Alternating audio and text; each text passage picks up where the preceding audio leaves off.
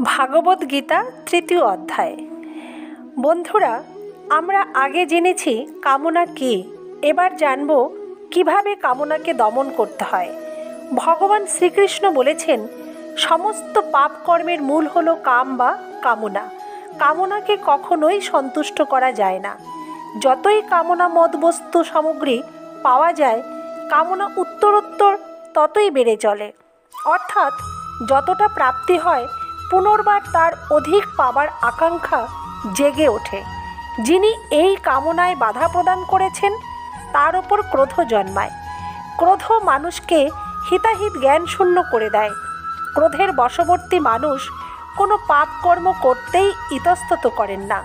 কাজেই সকল অশান্তির মূল হলো কামনা। কামনা রজগুণ হতে উৎপন্ন হয়।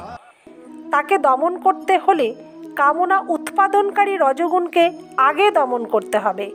রজগুণ দমিত হয় সত্ত্বগুণের প্রভাবে।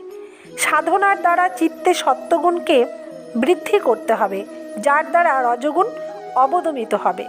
রজগুণ অবদমিত হলে কামনাও দমিত হবে। কামনা না থাকলে ক্রোধও আসতে পারে না। কামনা বিবেককে আবৃত করে ফেলে। বিবেক বুদ্ধিতে প্রকাশমান হয়। বুদ্ধি সাত্ত্বিক, রাজসিক ও তামসিক এই তিন প্রকার হয়ে থাকে। সাত্ত্বিক বুদ্ধি কর্তব্য অকর্তব্যে স্পষ্ট জ্ঞানের প্রকাশ করায়। রাজসিক বুদ্ধি অস্পষ্ট জ্ঞানের প্রকাশক। তামসিক বুদ্ধি সবেতেই বিপরীত জ্ঞান উৎপন্ন করে। কামনা সাত্ত্বিক বুদ্ধিকেও ধোঁয়ার মতো ঢেকে ফেলে। ভগবান বলেছেন, বিবেক সকলেরই থাকে। কামনার তাড়নায় একবার তা হারিয়ে গেলে তাকে আর ফিরে পাওয়া যায় না।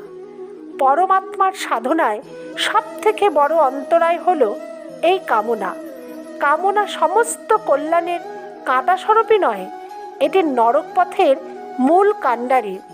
নমস্কার বন্ধুরা, ভালো থাকবেন, সুস্থ থাকবেন। আমার চ্যানেলটিকে সাবস্ক্রাইব করে আমার পাশে থাকবেন। ধন্যবাদ।